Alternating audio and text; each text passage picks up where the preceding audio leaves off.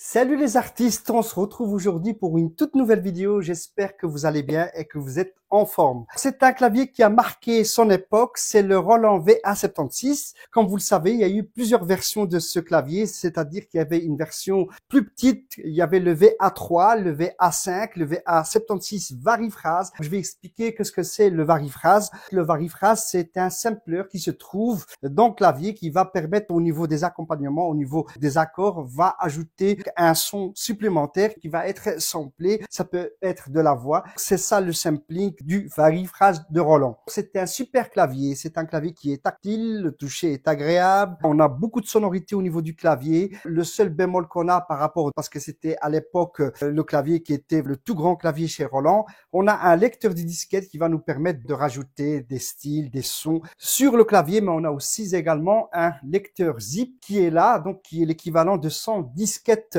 ordinaires. Ça va nous permettre d'avoir des styles complémentaires de toutes sortes. On peut jouer de l'oriental avec, on peut assigner les quarts de ton. On a, comme je l'ai dit, un écran avec la possibilité de naviguer dessus de manière tactile. Et puis, on peut naviguer au niveau des fonctions. On a un son composeur, on a un virtual band. On a la possibilité de mettre de l'orchestration de différents styles. Et puis, on a des contrôleurs, des effets, tout ce qui est ordinaire dans un clavier. On a aussi la possibilité de diviser ce clavier en plusieurs octaves, en plusieurs sonorités. Aussi, on a la possibilité d'avoir deux accompagnements lower. On a un M bass qu'on peut aussi mettre sur la main gauche. On a la possibilité aussi de travailler les variations, pitch bend. Je vais pas trop expliquer techniquement ce clavier, mais c'est un super clavier qui me plaît très bien. On a ici en façade la possibilité de mettre toutes sortes de pédales. Comme vous savez, Roland a toujours été évolué par rapport à cela. Donc, il y a des pédales qui sont exprès pour pouvoir manipuler ce clavier uniquement avec des pédales. Ça, je trouve que c'est super. On peut mettre un pédalier sustain pour maintenir les notes. Possibilité de le brancher sur un ordinateur, de travailler en MIDI, de l'utiliser comme clavier contrôleur. Aussi, on a cette possibilité d'avoir 4 sorties ici. On peut sortir avec 4 jacks puisqu'on a 2 fois 2 sorties stéréo. Ça, c'est super parce qu'on peut à la fois mettre un stéréo sur la rythmique et un stéréo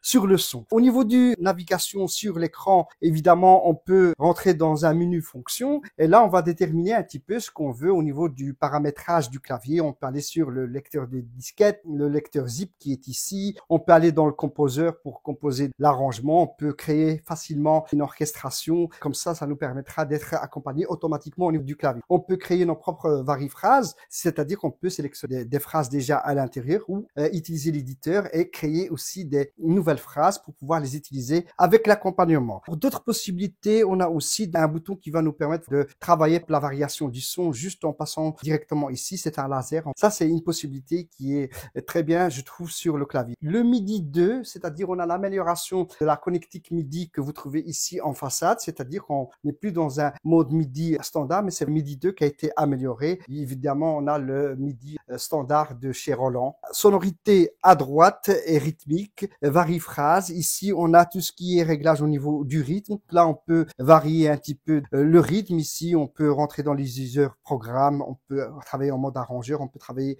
dans le mode piano. On a la possibilité ici d'insérer des effets en tournant juste une molette de volume ici. Ça, je trouve que c'est super. C'est beaucoup plus pratique d'utiliser ce potentiomètre que de naviguer dans l'écran, puisque parfois, quand un chanteur joue, je veux dire un chanteur claviste pratique le clavier, c'est quand même plus aisé d'utiliser un potentiomètre pour assigner les effets au niveau de la sonorité du clavier. Je trouve ça très pratique parce que rentrer dans un menu, même s'il est tactile, il faut chaque fois rentrer dans plusieurs pages pour pouvoir choisir l'effet qui correspond. Et je pense que sur le bouton qu'ils ont mis ici, c'est une possibilité qui est très bien pour pouvoir assigner des effets juste en tournant le potentiomètre. On peut avoir plusieurs effets, évidemment, qui sont programmés. C'est un clavier de 76 touches. C'est un semi-listé.